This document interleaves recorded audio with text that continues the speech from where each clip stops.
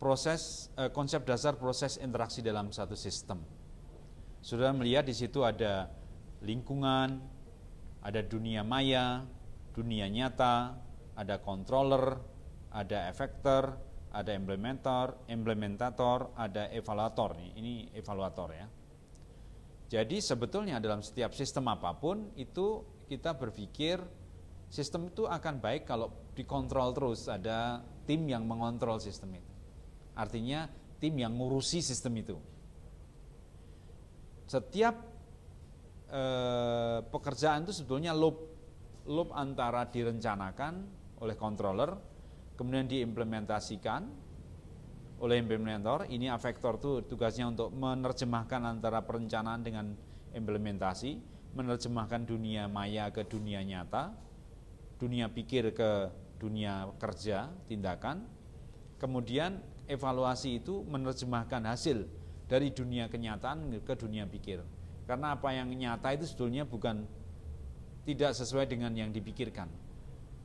Tidak mesti sesuai. Akhirnya evaluasi diberikan lagi kepada controller untuk merencanakan berikutnya yang lebih baik lagi. Terus semakin dinamis proses antara berpikir dan merealisasikan dan dievaluasi berpikir lagi, itu semakin bagus sistem.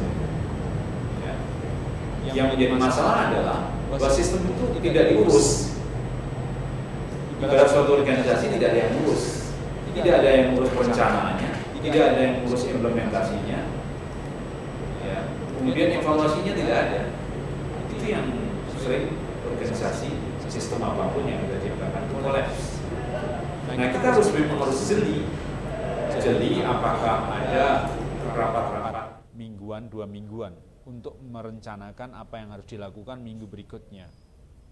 Pada saat rapat, apakah ada evaluasi apa yang dikerjakan 2 minggu, 3 minggu sebelumnya yang sebagai dasar untuk menetapkan sesuatu?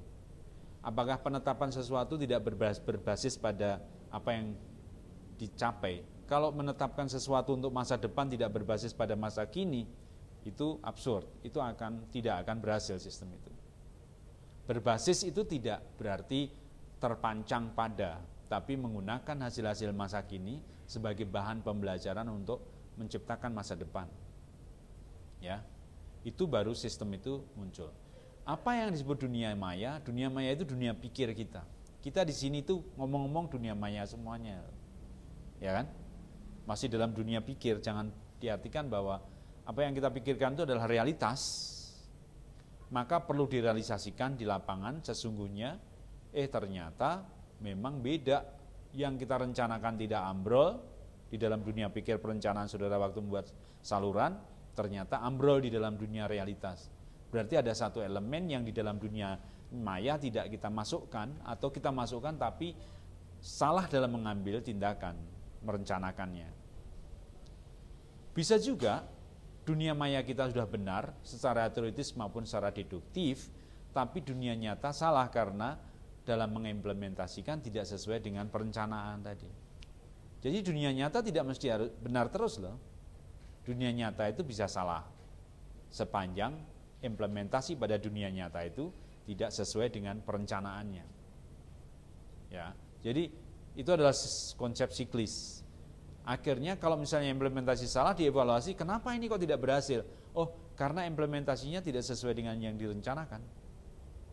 Oh ya, ada juga, ini sudah sesuai yang direncanakan persis 100%, tapi kok tidak berhasil? Oh, karena perencanaannya salah. Ya, itu yang disebut perpaduan antara dunia maya dan dunia nyata. Dalam sistem, teknik sistem, dalam optimalis sistem, dalam membuat merekayasa sistem, itu tidak cukup kalau rekayasanya, rekayasa dunia maya akan sangat berbahaya. Saudara sebagai ahli sistem kemudian diminta untuk memperbaiki sistem di industri tersebut, saudara datang, set, oke, akan saya perbaiki. Itu caranya gini. Udah, kemudian sudah pergi. Tidak melihat bahwa sampai cara itu diterapkan. Kalau saudara sudah memberikan rekomendasi begini, coba tolong diterapkan. Saya akan lihat. Kalau sudah oke. Hasilnya bagaimana? Kita evaluasi sama-sama. Oh, kurang baik, perbaiki lagi. Sampai 5 loop baru Anda yakin, oke, bahwa saran saya tadi cukup baik, kerjakan. Nah, dia sudah sebagai pemberi saran, pemberi rekomendasi sistem, dia sudah masuk di dalam dunia sistem, dunia perpaduan antara pola pikir dalam dunia maya dan pola tindak dalam dunia nyata. Oleh karena itu dalam membuat tesis, saudara harus juga itu juga. Tidak bisa hanya berkutat pada dunia maya. Hanya mikir sini, cari literatur, ditulis, dianalisis, dihitung. Ditulis, dianalisis, dihitung, rekomendasi, selesai. Ujiannya juga dalam dunia maya, selesai. Lulus sistem dunia maya. Ya kan? Tidak bisa. Saudara harus coba, sudah dipikirkan, kemudian dikerjakan beneran, hasilnya ada, dievaluasi, oke. Ujiannya pun bicara dunia nyata dan dunia maya. Dunia pikir dan dunia kenyataan. Apa ada distorsinya? Ternyata ada, ya oke. Kekurangannya apa di situ? Ya, saudara sekalian, interaksi komponen sistem. Dalam suatu sistem yang digambarkan dalam suatu diagram proses interaksi tersebut terdapat elemen lingkungan. Sistem, controller sistem, implementer sistem, monitor sistem, dan evaluator sistem. Di samping itu juga terdapat istilah thinking world, dunia pikir, dan living world, dunia nyata. Pahamilah itu untuk benar-benar punya sense. Apakah yang kita lakukan dalam dunia pikir? Iya ternyata, belum dalam dunia nyata.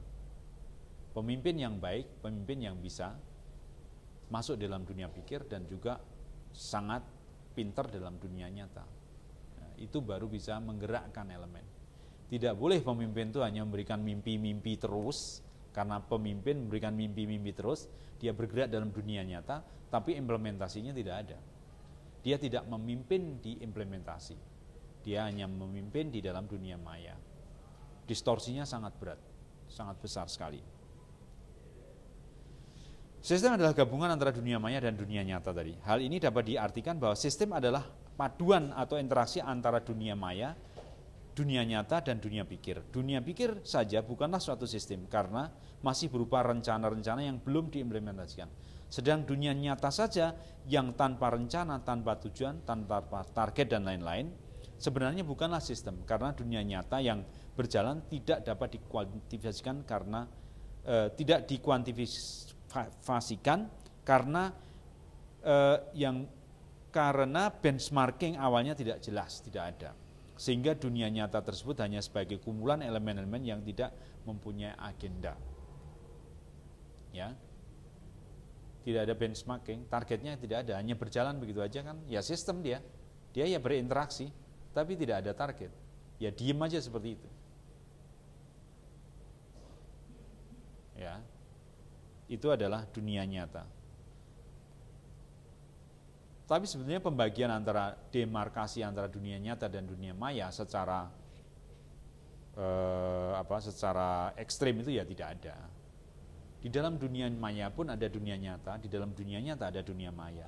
Ketika sudah mengerjakan sesuatu, sudah mesti berpikir. Waktu mengerjakan kan terus ini tidak berhenti kan, ya kan? Tukang tuh waktu dia ngelepo itu kan juga dia berpikir juga bagaimana halusnya terjadi evaluasi terjadi interaksi antara dunia maya dan dunia nyata terus. Kalau diginikan tidak jalan, kenapa ya? Oh perlu gini kan, terjadi interaksi itu. Pemisahan itu hanya untuk memudahkan antara pemahaman antara dunia dan dunia nyata. Dalam perencanaan, apakah perencanaan dunia maya? Enggak, ada kantor perencanaan itu dunia nyata. Dalam merencanakan itu dunia nyata, ya digaris, digambar dan sebagainya kan. Dunia nyata dalam perencanaan itu. Ya, sebetulnya tidak bisa dipisahkan begitu ya, tapi untuk memudahkan biar sudah tahu bahwa antara dunia nyata dan dunia maya itu beda. Dan sistem adalah loop antara dunia maya dan dunia nyata yang padu, loop terus.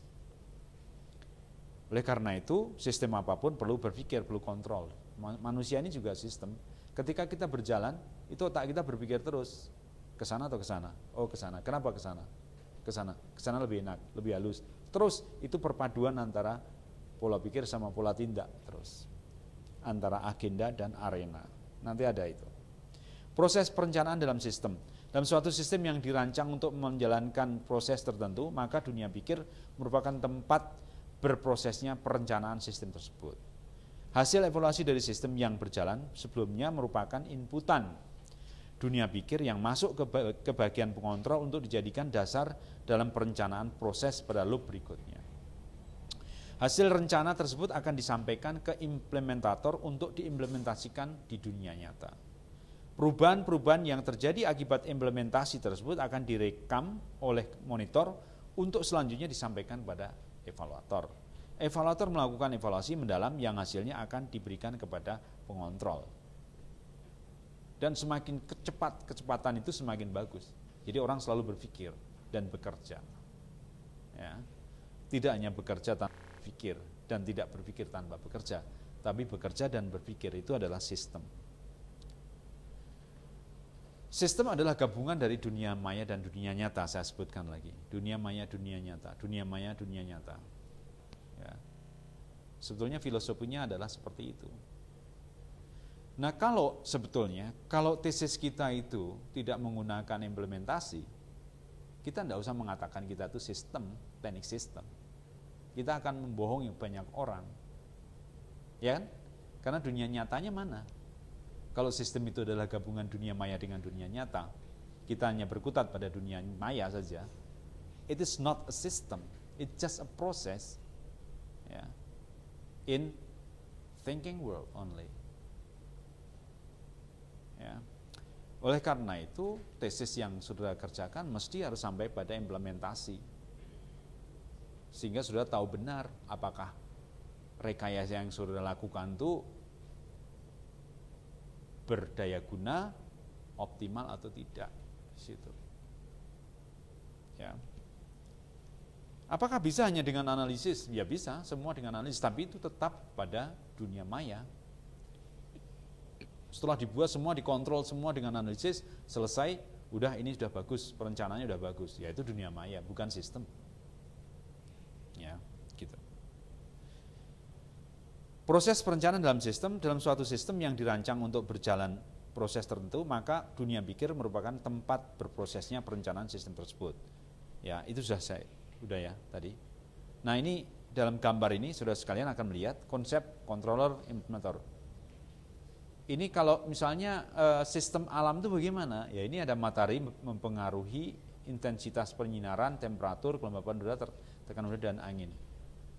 Kalau ini sistem alam yang sudah ada gitu, matahari sebagai controller, dia akan meningkatkan suhu, menurunkan suhu dan sebagainya. Ya, controller, kalau matahari itu redup ya, suhunya dia berubah semuanya kan. Dia, tapi kontrolnya tetap ya, relatif tetap gitu. Bumi yang berubah untuk merubah suhu itu, bumi yang berputar. Gerakan hewan, tanaman, air, salju, komponen fisik lainnya itu merupakan monitor. Dia perubahan-perubahannya terjadi pada mereka. Evaluasinya adalah udara atmosfer lagi, berubah dan sebagainya. Di dalam sistem fisik itu juga ada semacam itu. Dia sistem. Kalau tanpa itu kan nggak bisa juga. Cuman itu dia semacam konstan, dibuat konstan. Keseimbangannya udah konstan. Apakah berkembang? Berkembang dulu pada saat baru lumut semuanya kan berubah menjadi tundra, kemudian berubah menjadi tanaman-tanaman herbs, kemudian taman keras besar. Kalau kita tidak ada akan jadi apa ya? Kita akan berkembang terus. Ada entalpi energi yang karena dapat energi kan dari matahari, energi itu berpengaruh terhadap bumi, akan berkembang terus juga. Ya. Jadi dia merupakan satu sistem perkembangan juga di dalam alam semesta ini. Karena selama terjadi interaksi informasi energi sama materi, maka akan terjadi sistem yang berkembang di situ. Apa itu dunia pikir? Dunia pikir atau thinking world adalah suatu step proses dalam sistem di mana seluruh aktivitasnya ada dalam dunia analisis dan perencanaan. Dunia pikir ini merupakan bagian yang sangat vital dalam sistem. Tanpa ada aktivitas dunia pikir, maka sistem itu sebetulnya lembek, mati. Ya.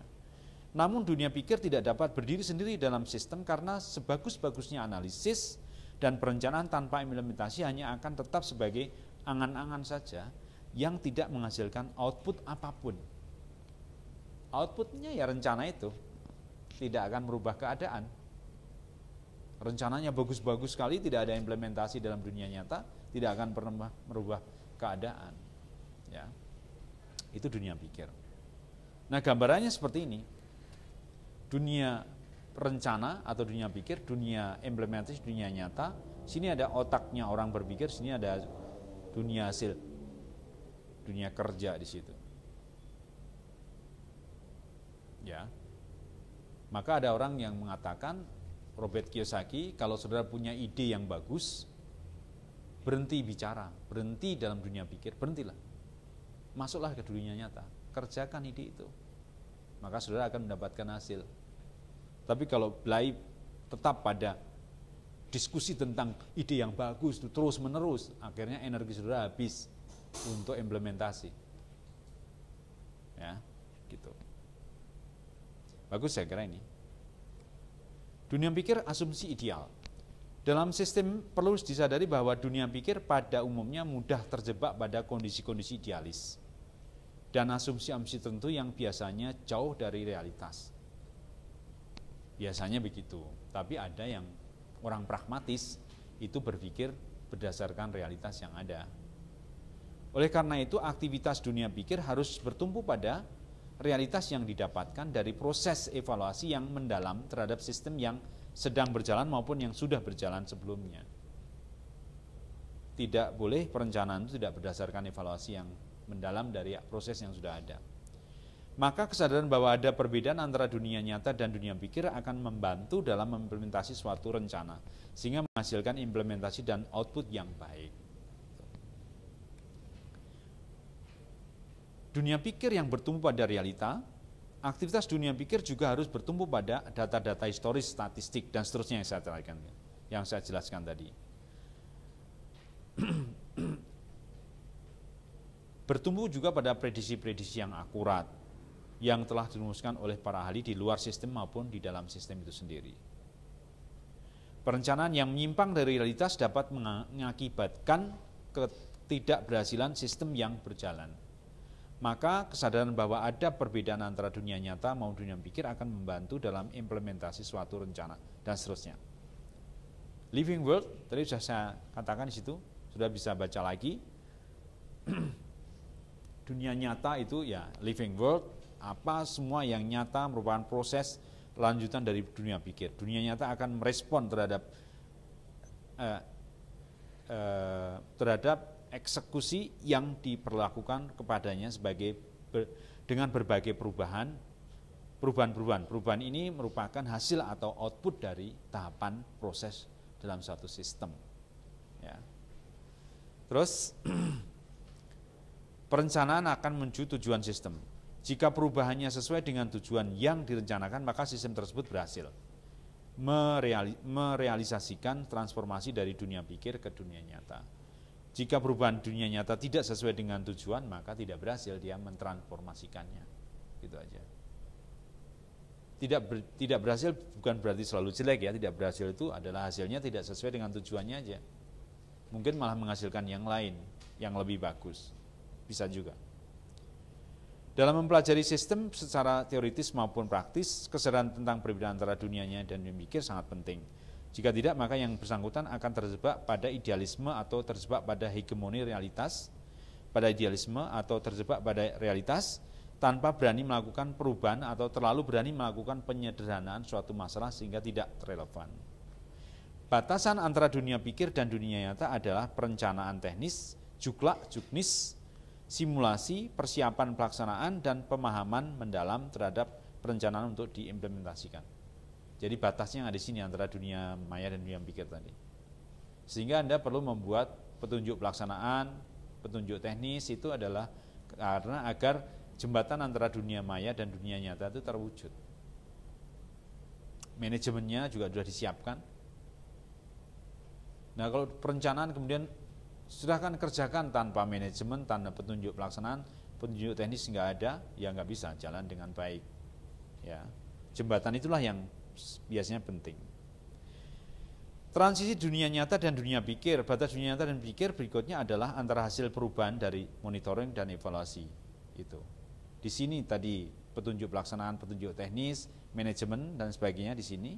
Kemudian setelah dilakukan di bawah, diimplementasikan, maka jembatan yang berikutnya dari dunia realitas ke dunia pikir itu ada hasil evaluasi, monitoring dan evaluasi.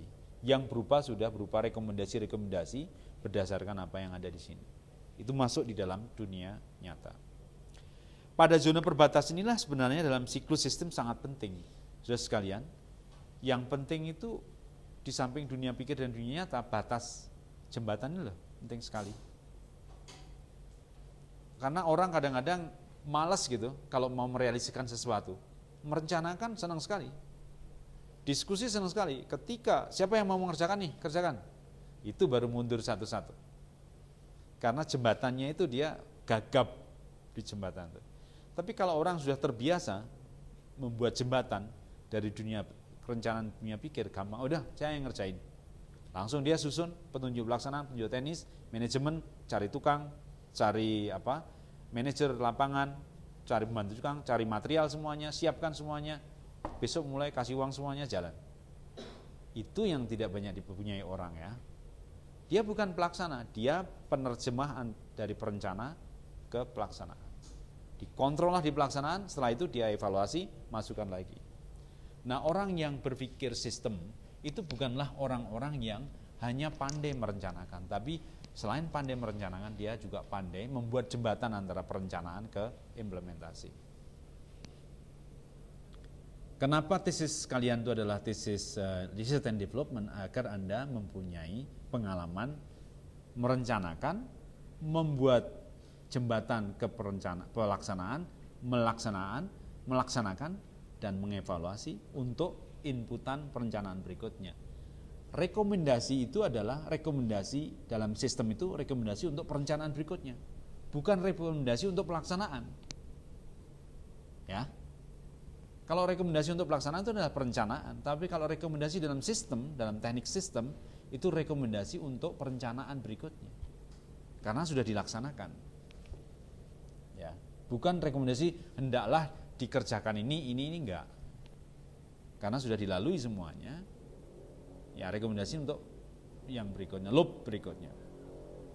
Pada zona perbatasan inilah sebenarnya dalam siklus sistem sangat penting kondisi peralihan dari dunia pikir ke dunia nyata dan dari dunia nyata ke dunia pikir.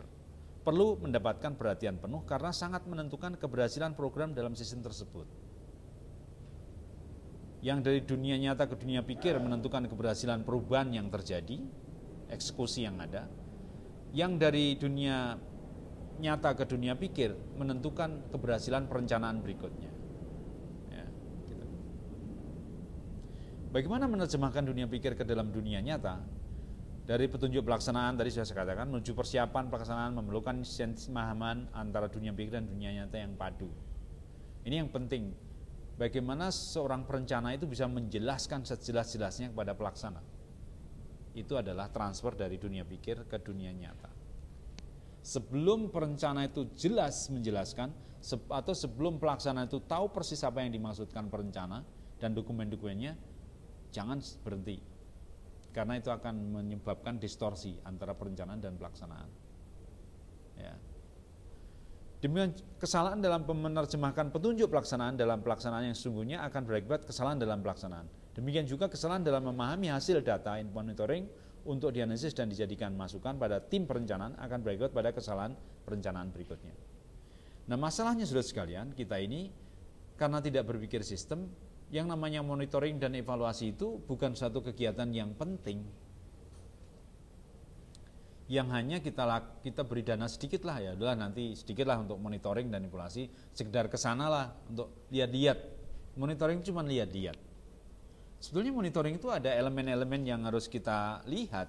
Kalau kita bicara sistem, ya semua elemen dalam sistem itu kita tulis, ada 18 itu. Targetnya terpenuhi enggak, tujuannya terpenuhi enggak.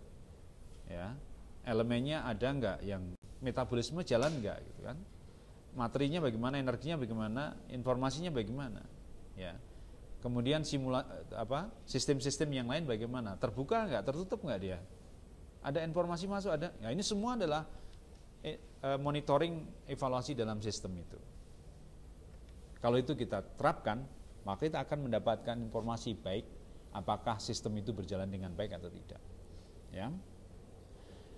Saudara sekalian, kalau dalam gambar seperti ini saudara akan melihat proses penting di sini antara pelaksana dan persiapan implementasi ini. Nah, ini adalah jembatan emas.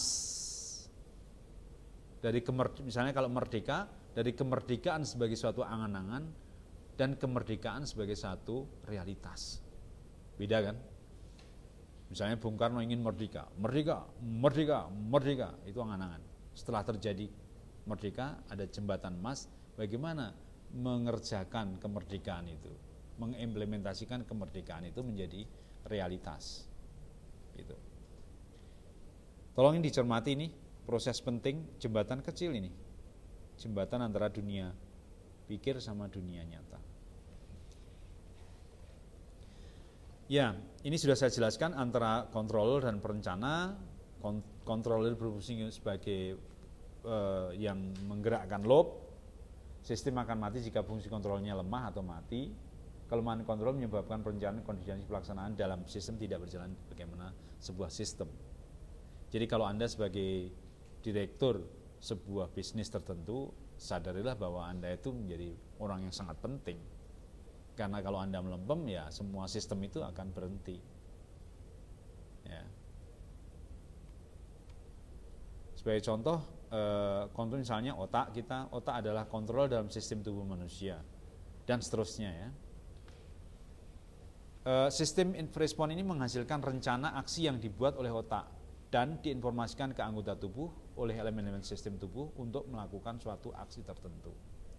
Jadi kalau kita belajar dari otak kita, yang jelas otak itu controller kan. Setiap informasi masuknya ke panca indera ini adalah lubang-lubang. Tuhan itu menciptakan kita itu menjadi makhluk terbuka atau tertutup? Terbuka, karena kita punya mata, punya telinga. Mata untuk melihat, telinga untuk mendengar, mulut untuk menyampaikan informasi keluar, hidung untuk menyerap, tangan untuk memukul, semua kita makhluk terbuka loh, manusia itu bukan makhluk tertutup. Sehingga dalam sistem apapun kita itu bisa adaptasi.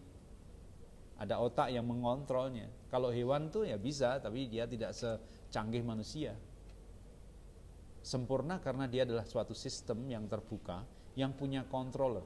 Sudah akan melihat 18 poin itu ada di dalam manusia. Apakah manusia punya tujuan, target? Punya semuanya.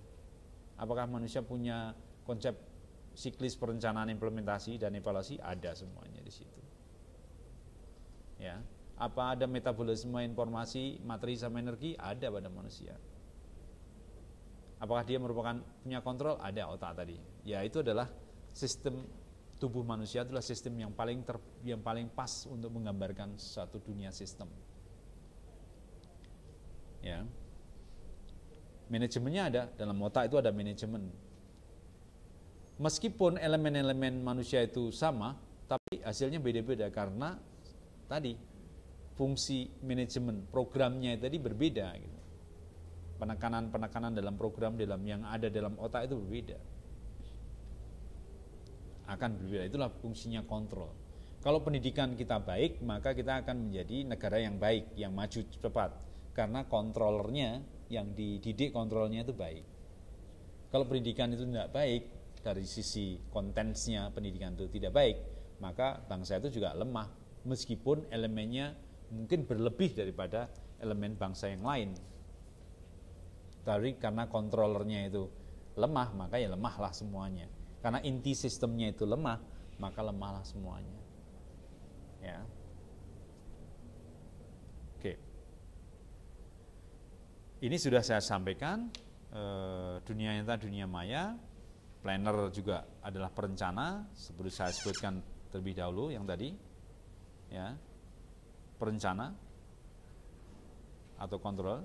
Pemilik dan perencana, antara pemilik dan perencana mempunyai sistem tersendiri, maka controller dalam suatu sistem mempunyai subsistem atau elemen-elemen yang sendiri, yaitu pemilik dan perencana. Jadi dalam dunia konstruksi ada pemilik, ada perencana.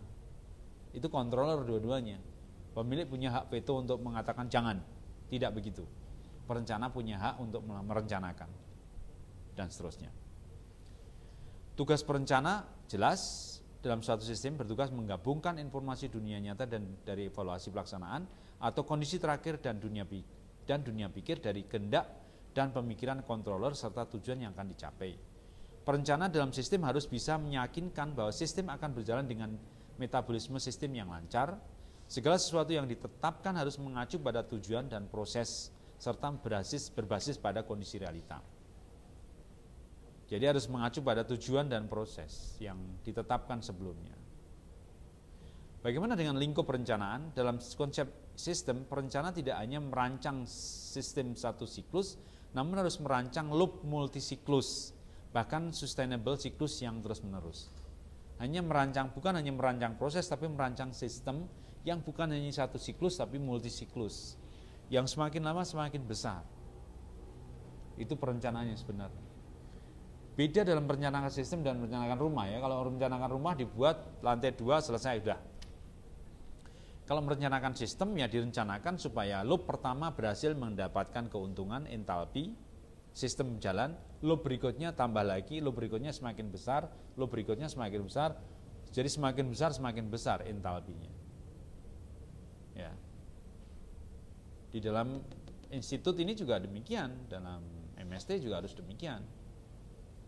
Pertama seperti ini, kedua harus semakin besar lagi, semakin besar lagi, semakin besar lagi. Karena kalau tetap tidak ada perkembangan berarti kan. Jadi jumlahnya tetap, produknya tetap, ya sudah berarti stagnan. Stagnan berarti kemunduran karena sistem yang lain maju. Kita tetap berarti kita mundur secara relatif kan, karena yang lain maju. Kita lari 10 km per jam, yang lainnya akselerasi dari 20, 35. Berarti kita mundur secara relatif. Misalnya dalam merencanakan pembuatan sekolahan, perencana harus merancang sistem yang akan berjalan baik tahap konstruksi maupun pas konstruksi, yaitu pada tahap operasi, pemanfaatan dan pemeliharaan serta pengembangannya dan seterusnya. Ya, itu. Bagaimana implementator? Implementator itu adalah orang yang mengimplementasikan perencanaan itu, dan itu sangat penting sekali. Tanpa implementator yang kuat, jangan harapkan saudara akan bisa mendapatkan kemajuan. Saya punya pengalaman merancang mendirikan laundry dry cleaning. Udah jalan, perencanaannya bagus jalan, tapi implementatornya itu kurang gesit gitu, sehingga jumlah pelanggan itu tetap ya stagnan kan, berarti yang lainnya jumlah pelanggannya pelanggan saya tetap. Nah, berarti implementator lapangan itu memegang peranan penting karena dia bisa juga berlaku siklis juga dalam pikiran dia. Kalau dia tidak bisa berlaku siklis, tidak mengevaluasi apa yang dilakukan, maka ya udah, namanya dia tidak punya kemampuan sistem juga. Evaluasi dinamisnya tidak ada. Segera diganti kalau begitu. Nah, tidak saya ganti-ganti karena mengganti kasihan dia. Aduh kasihan kalau saya ganti, dia nanti kerja di mana, dapat makan apa gitu. Itu kesalahan sebetulnya. Harusnya memang segera dikasih pelajaran, disuruh belajar supaya dapat baik lagi. Ya, itu implementator sangat penting. Ada eksekusi yang menghasilkan perubahan, ada eksekusi yang tidak menghasilkan perubahan, malah negatif. Tergantung sekali sama implementator di lapangan itu. Sangat penting. Nah, saudara sekalian, kalau negara ini berkembang sehingga tidak ada implementator yang kuat, handal di lapangan, maka itu sangat berbahaya sekali. Ya, kalau semuanya ingin master yang punya berdasi dan tidak terjun ke lapangan sebagai seorang sistem, yang tidak mau melaksanakan pikiran-pikiran, dia hanya puas dengan perencanaan di dunia maya, maka semakin tidak ada orang yang mengerjakan. Nah, pada saat itulah kehancuran terjadi. Kalau kita lihat Jerman itu negara maju, tapi implementatornya banyak sekali. Orang-orang yang pintar yang bekerja dalam bidang implementasi itu banyak sekali. Setiap orang punya keahlian, punya skill. Ada tukang batu, tukang kayu. Setiap orang, kamu ahli apa? Saya elektroniker, tukang elektrik. Kamu, saya tukang cat. Kamu, saya tukang tambal ban. Semuanya punya keahlian. Itu adalah implementator handal. Saya tukang cor, saya tukang las, saya tukang bubut. Nah, kalau di Indonesia, kamu apa keahlianmu? Enggak punya keahlian. Bubut juga enggak, sudah umur 20 belum punya keahlian apa-apa. Pinter juga enggak, keahlian juga enggak. Wah, itu bahaya sekali. Inilah sebetulnya kita harus menciptakan generasi implementator yang banyak, juga generasi planner yang banyak, yang juga mau ke implementator. Karena sebetulnya setiap orang itu adalah planner sekaligus implementator. Ya. Sangat penting. Apa yang namanya perencanaan dinamik? Saya masuk pada perencanaan dinamik. Dalam tahap eksekusi, perencanaan dinamik adalah perencanaan yang mengikuti setiap tahapan kecil dari eksekusi tersebut. Jadi dalam setiap eksekusi ada perencanaan, pelaksanaan, terus gitu ya. Itu perencanaan dinamik. Saudara tidak perlu menunggu sampai setahun baru kemudian dievaluasi. Evaluasi pada saat itu juga. Kalau nyatanya memang tidak cocok, apa harus ditunggu setahun? Kan enggak. Berarti harus ada evaluasi dinamik, kemudian direncanakan secara dinamik, diperbaiki di situ. Masih dalam kerangka perencanaan besar. Kalau melenceng, harus ada pertemuan secepat-cepatnya untuk mengurus pemelencengan ini kenapa. Ya, itu yang namanya dynamic evaluation. Ya, dalam sistem, karena sistem itu dari loop-loop yang kecil-kecil, maka dynamic evaluation itu menjadi bagian yang sangat penting. Tidak direncanakan kemudian sudah jadi tahun ini, tahun depan dilaksanakan, tahun depannya dievaluasi, ya nggak bisa kalau gitu. Direncanakan kemudian dynamic evaluation, terus akan muncul hasil yang baik. Ya. Apalagi dalam dunia global sekarang yang penuh informasi baru, maka dynamic evaluation, dynamic planning itu sangat penting. Karena mungkin dalam waktu kita merencanakan sekarang untuk minggu depan, ketika kita akhir minggu sudah ada informasi baru, harus merubah rencana itu. Kita jalan lagi, ada informasi baru lagi, kita rubah rencana itu. Ini yang terjadi pada organisasi sistem yang dinamik, yang sudah menggunakan media informasi untuk menggerakkan sistem itu. Nah, dia berjalan berdasarkan informasi yang masuk setiap saat dari elemen-elemen sekitarnya, ya, kemudian memutuskan sesuatu untuk berjalan. Nah, ada orang-orang yang dia sudah masuk di dalam dunia kayak gitu, tapi dia pola pikirnya konvensional. Ini suka marah-marah. Kenapa kok perencanaan dirubah-rubah terus? Ya, setiap saat perencanaan berubah. Padahal memang berubah itu karena ada informasi baru yang lebih optimal, sehingga dia dirubah secara dinamis. Nah, kalau sudah memimpin suatu perusahaan atau suatu institusi dalam situasi seperti ini, harus dijelaskan dulu konsepnya kepada staf semuanya, manajer semuanya, sehingga manajer itu tahu bahwa kita masuk dalam dunia dinamis. Dalam dunia dinamis tidak bisa, saudara, perencanaan ini sebetulnya nggak cocok, tapi sudah terlanjur kita rencanakan, kita jalankan aja lah. Tahun depan kita rencanakan yang berbeda. No, kalau itu yang dilakukan ya konyol kita. Kalau kita tahu salah perencanaan itu, segera diperbaiki. Tidak perlu menunggu tahun depan. Ya.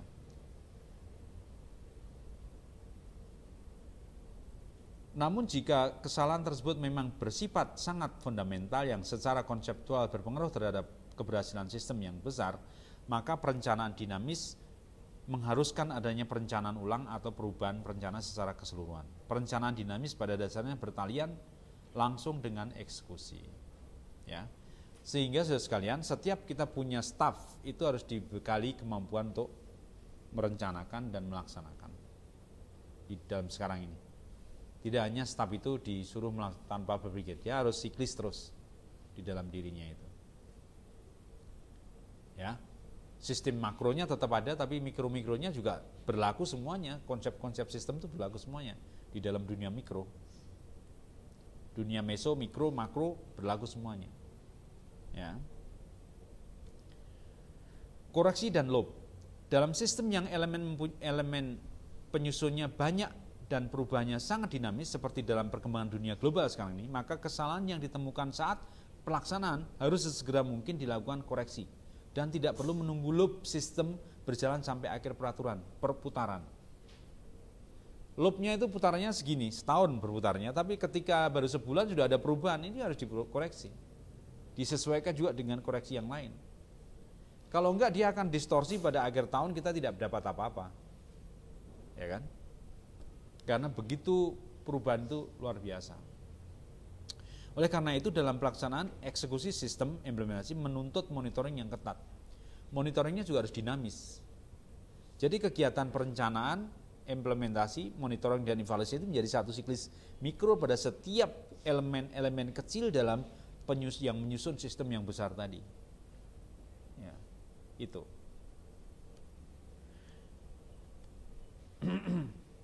Pelaksanaan dan monitoring. Monitoring merupakan kegiatan yang sangat penting dan jika tidak dilaksanakan bersamaan dengan pelaksanaan maka sistem tersebut dapat berjalan melenceng dari tujuan semula.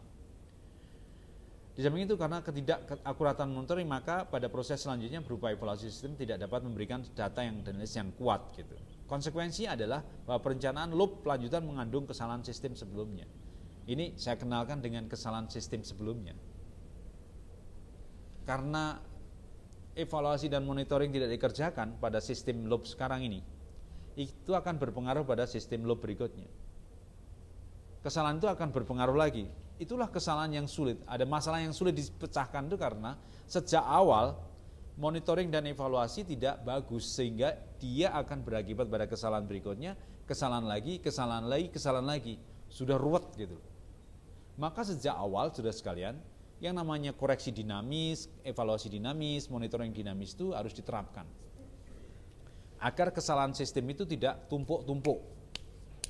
Nah, kesalahan sistem tumpuk-tumpuk itu sulit. Merubahnya itu sulit. Satu diselesaikan, oh ternyata masih ada kaitannya dengan dulu. Selesaikan lagi, ada kaitannya dengan dulu. Ada lagi dulu. Kacau kan? Apalagi kalau sudah tidak hanya manajemen ya, menyangkut infrastruktur. Kita menetapkan membeli alat bubut yang super canggih tanpa evaluasi yang benar. Itu akan berpengaruh pada cash flow. Mahal, cash flow berpengaruh. Masuk pada loop berikutnya, alat yang kita beli mahal tadi akan berpengaruh pada loop berikutnya kan. Membebani cash flow kita kan. Sudah kemarin kita sudah telanjur kredit terus gitu kan. Sementara mau dibuang ini tidak bisa karena sudah ada ikatan kredit. Kalau sudah menyangkut infrastruktur semakin berat lagi. Ya. Itulah sebetulnya saudara sekalian betapa pentingnya loop satu dengan loop lain itu mulus. Bisa mulus karena kalau setiap loop itu ada perencanaan dan evaluasi, monitoring secara dinamis terus. Ya. Jika tidak ya dia akan saling kait-mengkait. Monitoring adalah sebuah proses monitor metabolisme sistem yang sedang berjalan. Monitoring berbasis perencanaan untuk melihat efek yang timbul dalam pelaksanaan dan faktor-faktor baru, apa yang muncul yang tidak dimasukkan dalam perencanaan sebelumnya. Dalam sistem monitoring menjadi kunci sukses dalam evaluasi dan perencanaan dan seterusnya. Monitoring itu untuk mengawal proses ya, terus mengawal proses dengan monitoring. Jadi monitoring itu tidak hanya sekali, tapi terus ada proses, ada orang yang seharusnya antara pelaksana dan monitoring jadi satu. Jalannya bisa sama-sama. Evaluator sama dengan monitor, dia dan mengumpulkan seluruh kegiatan dan mengevaluasi secara dinamis, juga memberikan saran pada perencanaan berikutnya. Ya, ini sudah sekalian sudah jam 11 ya. Kurang 10. Sudah punya kuliah lain? Tidak ada. Kita teruskan aja sampai jam setengah 12. Saya anggap 2 kali kuliah. Saya takut kalau berikutnya saya tidak bisa kuliah lagi. Jadi kita sudah kuliah 4 kali atau 5 kali. Kurang 2 kali. Ya, kita teruskan aja ya. Tapi sebelum saya menjelaskan mengenai arena dan agenda dalam konsep sistem, kita akhiri dulu pada babak kedua ini, nanti kita lanjutkan dengan tanya jawab.